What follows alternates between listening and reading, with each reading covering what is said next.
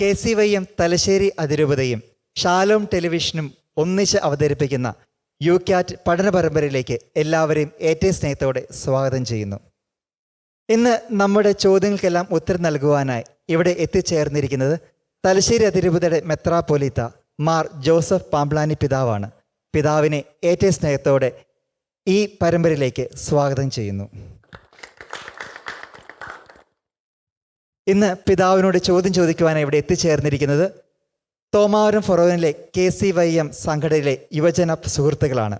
എല്ലാവരെയും ഏറ്റവും സ്നേഹത്തോടെ സ്വാഗതം ചെയ്യുന്നു. അപ്പോൾ ആരാണ് പിതാവിനോട് ആദ്യം ചോദ്യം ചോദിക്കുന്നത്?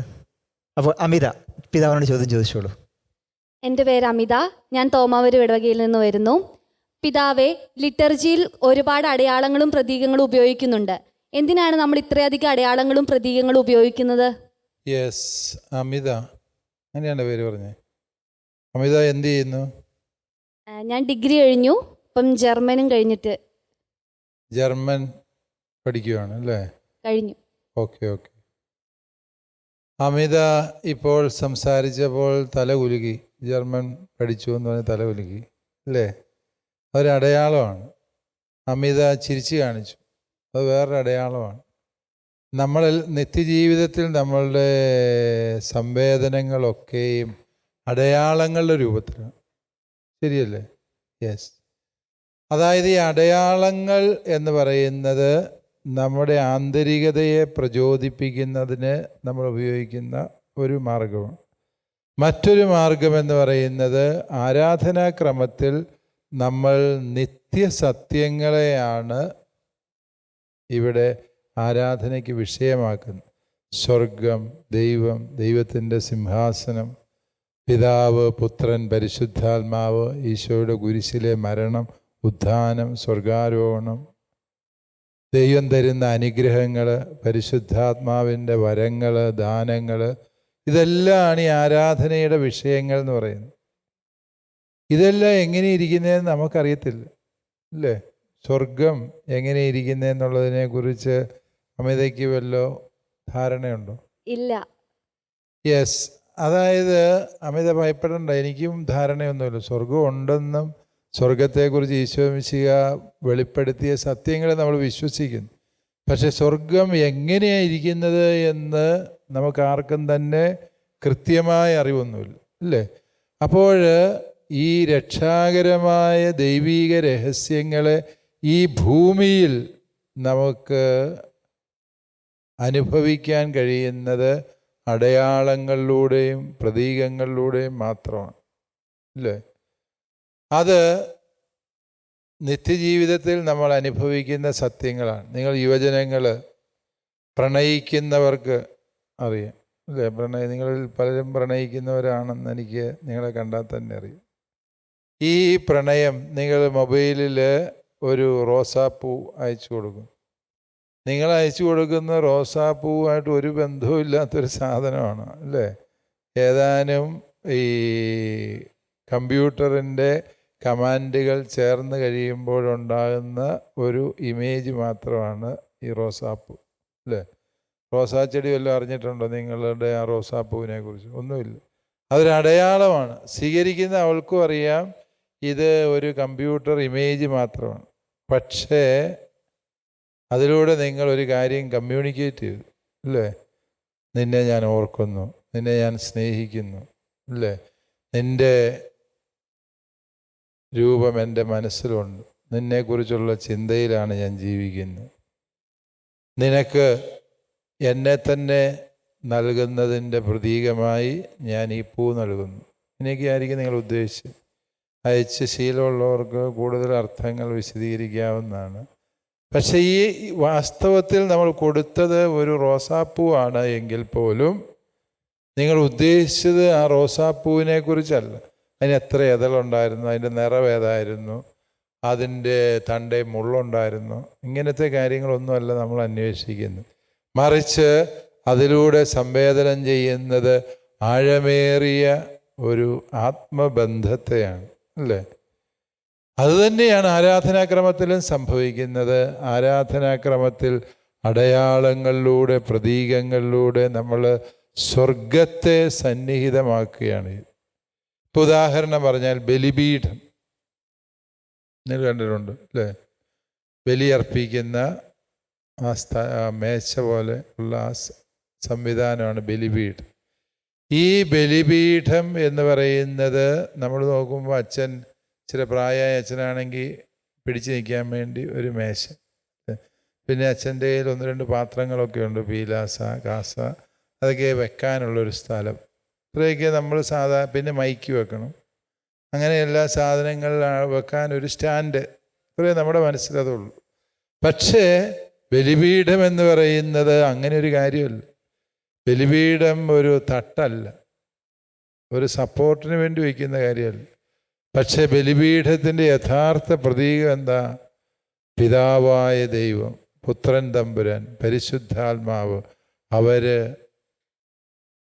സിംഹാസനസ്ഥരായിരിക്കുന്ന സ്ഥലമാണ്. പിതാവായ ദൈവം ബലിപീഠത്തിൽ സിംഹാസനസ്ഥനാണ്. കർത്താവിൻ്റെ സിംഹാസനമാണ് ബലിപീഠം.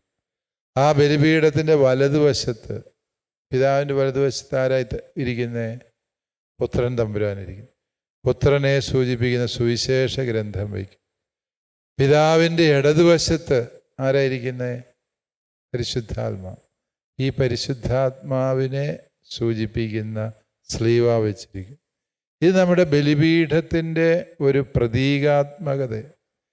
ഇത് മനസ്സിലായെങ്കിൽ മാത്രമേ നമുക്ക് ഇവിടെ എന്താണ് അർത്ഥമാക്കുന്നത് എന്ന് തിരിച്ചറിയാൻ പറ്റൂ.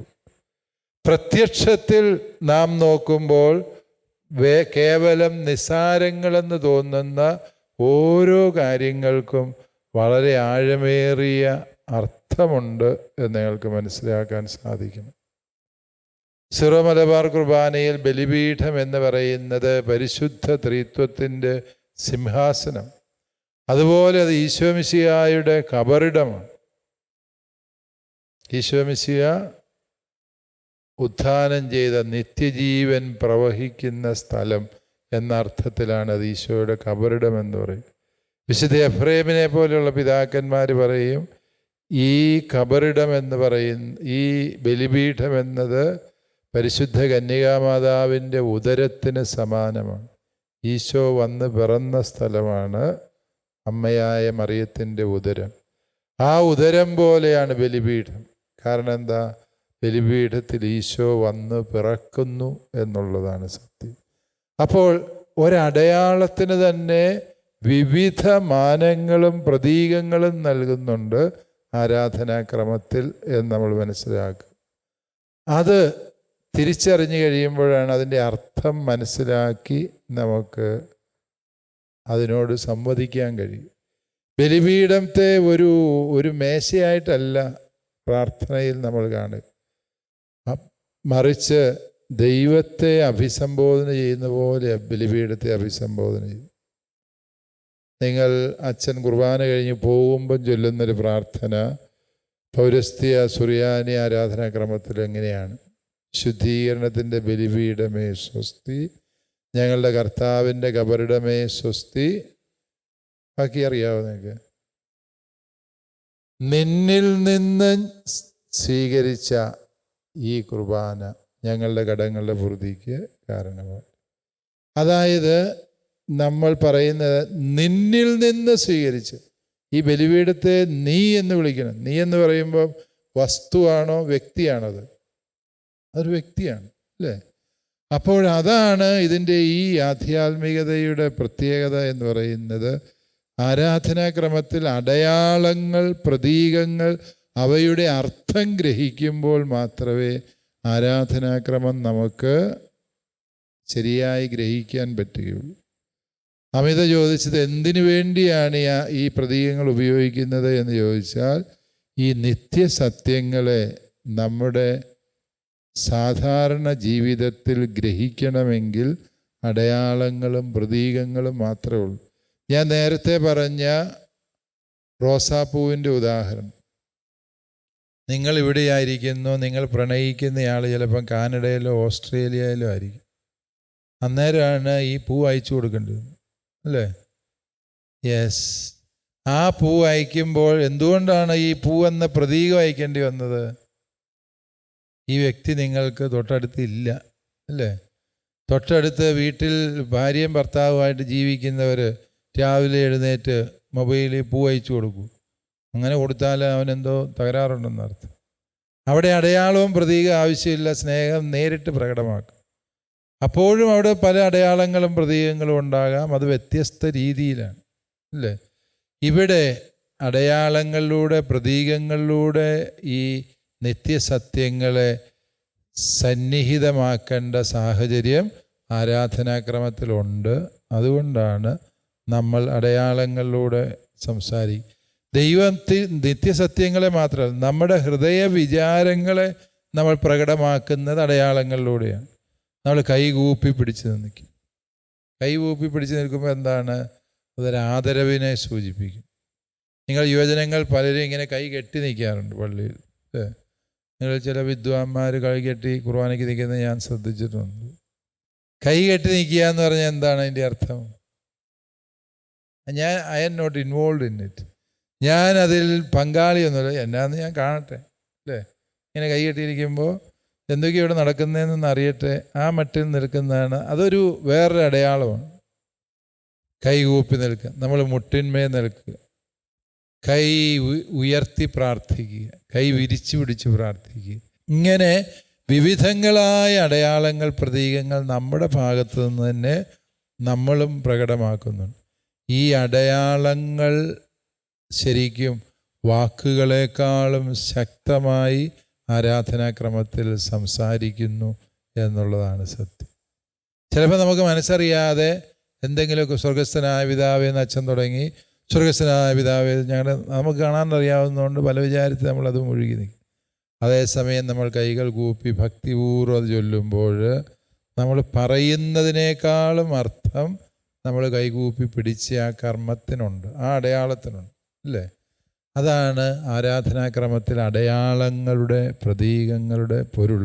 അമിതയുടെ സംശയത്തിന് വ്യക്തമായി തന്നെ പിതാവ് മറുപടി നൽകിയിരിക്കുന്നു. അടുത്ത ആരാണ് സംശയം ചോദിക്കുന്നത്? സോജയാണ് എന്നെ സംശയം ചോദിക്കുന്നത്. പിതാവിനോട് സംശയം ചോദിച്ചോളൂ. അഭിമന്യ പിതാവേ, എൻ്റെ പേര് സോജോ, ഞാൻ കടിമേനി ഇടവകയിൽ നിന്ന് വരുന്നു. എൻ്റെ ചോദ്യം ഇതാണ്: ദൈവത്തെ മൗനമായി ആരാധിച്ചാൽ പോരെ? നമ്മുടെ ലിറ്റർജിയിൽ ഒരുപാട് വാക്കുകൾ ഉപയോഗിക്കുന്നുണ്ട് അടയാളമായിട്ട്. അതിനു പകരം ദൈവത്തെ മൗനമായി ആരാധിച്ചാൽ ദൈവം നമ്മുടെ പ്രാർത്ഥന കേൾക്കാതിരിക്കുമോ? സോജോ ചോദിച്ചത് വളരെ പ്രസക്തമായൊരു ചോദ്യമാണ്. ദൈവത്തോട് ഇങ്ങനെ ഒച്ചയെടുത്ത് പ്രാർത്ഥിക്കേണ്ട കാര്യമുണ്ടോ? മൗനമായി പ്രാർത്ഥിച്ചാൽ പോരെ, അല്ലേ? തീർച്ചയായും മൗനമായി പ്രാർത്ഥിച്ചാലും ദൈവത്തിന് നമ്മുടെ ഹൃദയ വിചാരങ്ങൾ അറിയാം. സഭാപിതാവായ വിശുദ്ധ അത്തനേഷ്യസ് പുണ്യാളൻ പറയും, നമ്മൾ പ്രാർത്ഥിക്കുന്നത് കൊണ്ട് ദൈവത്തിന് പ്രത്യേകിച്ചൊരു മാറ്റമോ ഗുണമോ ഒന്നും ഉണ്ടാകുന്നില്ല, അല്ലേ?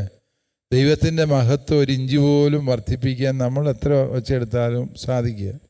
കാരണം മറ്റാർക്കും വർദ്ധിപ്പിക്കാനാവാത്ത വിധം എല്ലാ മഹത്വത്തിൻ്റെയും പൂർണ്ണതയാണ് ദൈവം. പിന്നെ എന്തിനാണ് നമ്മൾ പ്രാർത്ഥിക്കുന്നത് എന്ന് ചോദിച്ചാൽ, നമ്മൾ ഹൃദയപൂർവ്വം പ്രാർത്ഥിക്കുമ്പോൾ ദൈവമായ കർത്താവ് നമ്മെ എത്രമാത്രം സ്നേഹിക്കുന്നു എന്ന് നമുക്ക് ബോധ്യമാകും. നമ്മുടെ ജീവിതത്തിൽ ദൈവമൊരുക്കുന്ന രക്ഷയെ അനുഭവിക്കാൻ നമുക്ക് വഴിയൊരുങ്ങുന്നു എന്നുള്ളതാണ് സത്യം. അതുകൊണ്ട് മൗനമായി പ്രാർത്ഥിച്ചാൽ പോരെ എന്ന് ചോദിച്ചാൽ, തീർച്ചയായും മൗനമായി പ്രാർത്ഥിക്കാനുള്ള സാഹചര്യം സഭയിലുണ്ട്. നമ്മൾ മൗനമായി പ്രാർത്ഥിക്കണം. പക്ഷേ ആരാധനാക്രമത്തിൻ്റെ സ്വഭാവം എന്താണ്? അതൊരു വ്യക്തി കണ്ണടച്ച് മൗനമായിരിക്കുന്നതിനെ അല്ല ആരാധനാക്രമം എന്ന് പറയുന്നത്. ആരാധനാക്രമം എന്ന് പറയുന്നത് സഭയൊന്നാകെ ആരാധിക്കുന്ന സമൂഹം എന്ന നിലയിൽ പരിശുദ്ധ ത്രിത്വത്തിന് സ്തുതിയും പുകഴ്ചയും സമർപ്പിക്കുന്ന കർമ്മത്തെയാണ് ആരാധനാക്രമം എന്ന് പറയും, അല്ലേ? അങ്ങനെ നാം എല്ലാവരും കൂടി ഒരുമിച്ച് മൗനപ്രാർത്ഥന നടത്തി എന്ന് പറയുന്നതിൽ കാര്യമില്ല. മൗനപ്രാർത്ഥന ഒരുമിച്ച് നടത്തുന്നതല്ല, അത് ഓരോരുത്തരും വ്യക്തിപരമായി നടത്തുന്ന കാര്യമാണ്.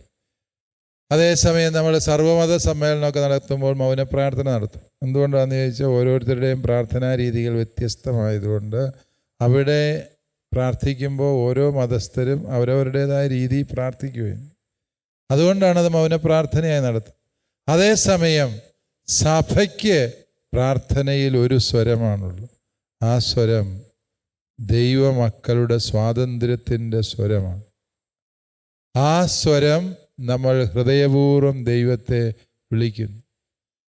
നിങ്ങൾ വിവാഹിതരായി മക്കളുണ്ടായിക്കഴിഞ്ഞാൽ നിങ്ങളുടെ മക്കളെ നിങ്ങളെ ഒരിക്കലും അപ്പ എന്ന് വിളിക്കുകയില്ല. കൊച്ചു നമ്മളെ കാണുമ്പോൾ മൗനം ആചരിക്കുകയാണ് എന്ന് വിചാരിക്കുക. നിങ്ങളിലെ അപ്പനും അമ്മയ്ക്കും അത് സന്തോഷകരമായിരിക്കുമോ അതോ സങ്കടകരമായിരിക്കും?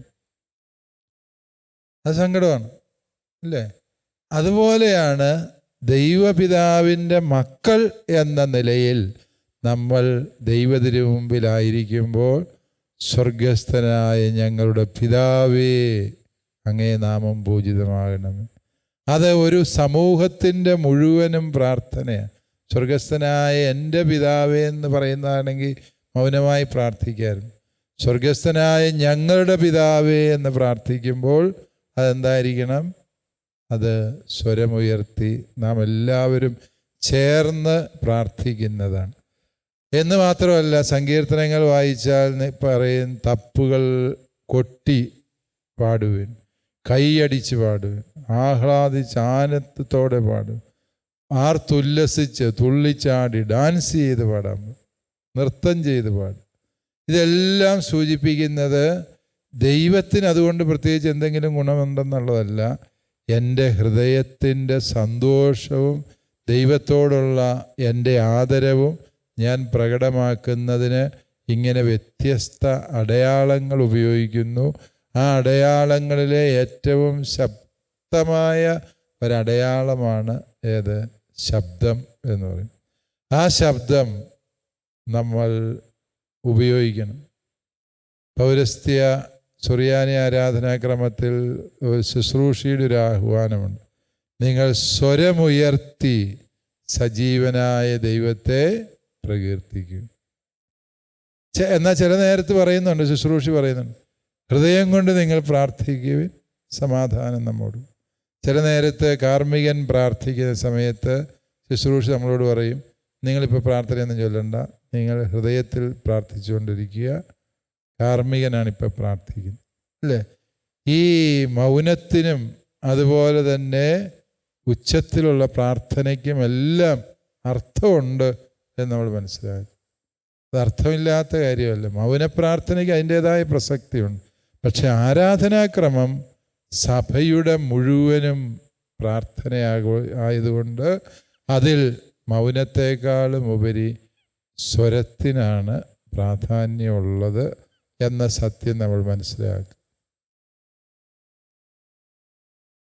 സോജയുടെ സംശയം വളരെ വ്യക്തമായിട്ട് തന്നെ പിതാവ് പറഞ്ഞ് മനസ്സിലാക്കി തന്നിട്ടുണ്ട്. ആരാധനാക്രമത്തിൽ പങ്കെടുക്കുമ്പോഴെല്ലാം ഉച്ചത്തിൽ പ്രാർത്ഥിക്കണമെന്നും നിശബ്ദത വേണ്ടിടത്ത് നിശബ്ദത കൈവരിക്കണമെന്നും പിതാവ് നമ്മളെ ഓർപ്പിച്ചു. അടുത്ത ചോദ്യം ആരാ ചോദിക്കുന്നത്? ട്രീസയുടെ ചോദ്യം ചോദിച്ചോളൂ. എൻ്റെ പേര് ട്രീസ കൊഴുവേലിൽ. ഞാൻ കടുമേനി ഇടവകയിൽ നിന്ന് വരുന്നു. വിശുദ്ധ കുർബാനയിൽ പാട്ടുകൾ ഉപയോഗിക്കുമ്പോൾ അതിന് പരമ്പരാഗതമായ എന്തെങ്കിലും ഈണങ്ങളുണ്ടോ? അതുപോലെ തന്നെ പാട്ടുകൾക്ക് സമാനമായ പ്രാർത്ഥനകളും ഉണ്ടല്ലോ. അപ്പം പാട്ടുകൾ നിർബന്ധമാണോ? യെസ്, ട്രീസയുടെ ചോദ്യം പാട്ടുകളെ കുറിച്ചാണ്. ട്രീസ ഒരു പാട്ടുകാരിയാണോ? പാടും. അപ്പോൾ ഒരു കാര്യം, നന്നായി പാടാൻ അറിയാവുന്നവർ പാടി കേൾക്കുമ്പോഴാണ്. ഇപ്പോൾ യേശുദാസ് വന്ന് നമ്മളോടൊരു പാട്ട് പോലും പാടാതെ ഒരു 5 മിനിറ്റ് പ്രസംഗിച്ചിട്ട് പോയാൽ നിങ്ങൾക്ക് സംതൃപ്തി ഉണ്ടാവുമോ? യേശുദാസിൽ നിന്ന് നമ്മൾ പ്രതീക്ഷിക്കുന്നത് എന്താണ്? പാട്ടാണ്. എന്നതുപോലെ പാടാൻ അറിയാൻ മേലാത്തവർ പാട്ട് പാടി വഷളാക്കുന്നതിലും നല്ലത് പ്രാർത്ഥന ചൊല്ലുന്നു, സമ്മതിക്കുന്നു. പക്ഷേ അഗസ്തീനോസ് പുണ്യാളൻ പറഞ്ഞു, പാടുന്നവൻ ഇരട്ടി പ്രാർത്ഥിക്കുന്നു. ഒരാൾ പാട്ട് പാടുമ്പോൾ വാക്കുകൾ കൊണ്ട് നമ്മൾ സംസാരിക്കുന്നതിനേക്കാളും ആഴം, ഹൃദ്യത, അനുഭവപരത ഗാനത്തിനുണ്ട് എന്നുള്ളത് സത്യമാണ്. അതുകൊണ്ട് പാടുന്നവൻ ഇരട്ടി പ്രാർത്ഥിക്കുന്നു എന്ന വിശുദ്ധ അഗസ്തീനോസിൻ്റെ ചിന്ത സഭയെ എക്കാലവും സ്വാധീനിച്ചിട്ടുള്ള കാര്യമാണ്. അതിൽ നിന്നാണ് ഈ ലിറ്റർജിക്കൽ മ്യൂസിക്, സഭയുടെ ആരാധനാക്രമ സംഗീതം രൂപം കൊണ്ടത്. പാശ്ചാത്യ ആരാധനാക്രമത്തിൽ അതിമനോഹരമായ മൊസാർട്ടിൻ്റെ, ബീഥോവൻ്റെയൊക്കെ സംഗീതം ആരാധനാക്രമത്തെ എത്രമേൽ സമ്പന്നമാക്കിയിട്ടുണ്ട് എന്ന് നമുക്ക് അതിൻ്റെ ചരിത്രം പഠിച്ചാൽ മനസ്സിലാവും. തീർച്ചയായും ആരാധനാക്രമത്തിൽ സംഗീതത്തിന് വലിയൊരു സ്ഥാനമുണ്ട്. ഇസ്രായേൽ സംഗീതത്തിലൂടെ ദൈവത്തെ സ്തുതിക്കുന്നതാണ് സങ്കീർത്തനങ്ങൾ. സങ്കീർത്തനങ്ങളെല്ലാം പാട്ടുകളാണ്, അല്ലേ? അവർ തപ്പുകൊട്ടി അവർ ദൈവത്തെ സ്തുതിച്ച് പ്രാർത്ഥിക്കുന്നവരാണ്. അതുകൊണ്ട് ഈ പാടി പ്രാർത്ഥിക്കുക എന്നുള്ളത് മനുഷ്യൻ്റെ സഹജ വാസനയുടെ ഭാഗമാണ്. എല്ലാവർക്കും ഒരുപോലെ പാടാൻ അറിയത്തില്ലായിരിക്കും, പക്ഷേ പാട്ട് കേൾക്കുന്നത് ഇഷ്ടമാണ്. പാടാനും അറിയത്തില്ല, കേൾക്കുന്നതും ഇഷ്ടമല്ലാത്ത അപൂർവൻ മുരടന്മാരേ ഉള്ളൂ, അല്ലേ? ബാക്കി ഈ സഹൃദയമുള്ളവരൊക്കെയും പാട്ടിനെ ഇഷ്ടപ്പെടും. അതുകൊണ്ട് ട്രീസ ചോദിച്ചത് ശരിയാണ്. പാട്ട് പാടണമെന്ന് നിർബന്ധമുണ്ടോ എന്ന് ചോദിച്ചാൽ ഒരു നിർബന്ധമില്ല. പാട്ടിന് പകരമുള്ള പ്രാർത്ഥന ചൊല്ലിയാലും ആരാധനാക്രമം അതിൽ തന്നെ പൂർണ്ണമാണ്. ഇപ്പം ഗായക സംഘമൊന്നും ഇല്ലാത്ത ഇടദിവസങ്ങളിലെ വിശുദ്ധ കുർബാനയിൽ പലപ്പോഴും പാട്ടിന് പകരം പ്രാർത്ഥനയായിരിക്കും ചൊല്ലും. അത് വിശുദ്ധ കുർബാനയുടെ പൂർണ്ണതയ്ക്ക് അതൊരു ഭംഗവും വരുത്തുന്നില്ല. അതുകൊണ്ട് പാട്ട് പാടണോ എന്ന് നിർബന്ധമാണോ എന്ന് ചോദിച്ചാൽ നിർബന്ധമല്ല. പക്ഷേ ആരാധനാക്രമത്തെ കൂടുതൽ ആകർഷണീയമാക്കുന്നതും ഹൃദ്യമാക്കുന്നതും, അതുപോലെ പാട്ടെല്ലാവരും ചേർന്ന് പാടുമ്പോഴാണ് അത് ആരാധനാക്രമ സംഗീതമാകുന്നത്. പലപ്പോഴും നമ്മുടെ പള്ളികളിൽ സംഭവിക്കാറുള്ളൊരു കാര്യം ഞാൻ ശ്രദ്ധിച്ചിട്ടുള്ളത്, ഒരു നല്ല പാട്ടുകാരനും ഒരു പാട്ടുകാരിയും ഒരു ഓർഗനിസ്റ്റും 3 പേര് വന്നാൽ കൊയറായി. അവർ മനുഷ്യർക്കാർക്കും അറിയാൻ പാടില്ലാത്ത, ഒരാൾക്കും കൂടെ പാടാൻ സാധ്യതയില്ലാത്ത ക്ലാസിക്കലായ ഗാനങ്ങളൊക്കെ അങ്ങ് പാടിവിടും. അത് ശരിയായ രീതിയല്ല. അതല്ല ആരാധനാക്രമ സംഗീതം. ആരാധനാക്രമത്തിലെ എല്ലാ പ്രാർത്ഥനകളും അത് ദൈവജനം മുഴുവനും ഒരുമിച്ച് ചെയ്യുന്ന ശുശ്രൂഷ. ശബ്ദമുയർത്തി പാടിടുവിൻ, സർവരും ഒന്നായി പാടിടുവിൻ എന്ന് പറഞ്ഞേച്ചിട്ട് 2 പേർക്ക് മാത്രം അറിയാവുന്നൊരു പാട്ട് പാടുന്നത് ശരിയാണ്. അത് ആരാധനാക്രമ സംഗീതമല്ല. ആരാധനാക്രമ സംഗീതത്തിൻ്റെ തനത് സ്വഭാവങ്ങൾ അതിൻ്റെ ലാളിത്യമാണ്. അതുപോലെ ഈ ഓർക്കസ്ട്ര കൊണ്ടുള്ള അമിത പ്രയോഗങ്ങൾ, അവയൊക്കെയും ആരാധനാക്രമ സംഗീതത്തിൻ്റെ അരൂപിക്ക് നിരക്കാത്ത കാര്യങ്ങൾ. അതുകൊണ്ട് ആരാധനാക്രമ സംഗീതം ശരിയായ രീതിയിൽ ഉപയോഗിച്ചാൽ അത് വളരെ അനുഗ്രഹപ്രദമാണ്. ഇനി അതിന് നിയതമായൊരു ട്യൂണുണ്ടോ എന്ന് ചോദിച്ചാൽ, ട്യൂൺ എന്ന് പറയുന്നത് അത് സംഗീത സംവിധായകർ ക്രമീകരിക്കുന്നത്, ചിട്ടപ്പെടുത്തുന്നതാണെന്ന് നിങ്ങൾക്കറിയാം. ഇപ്പോൾ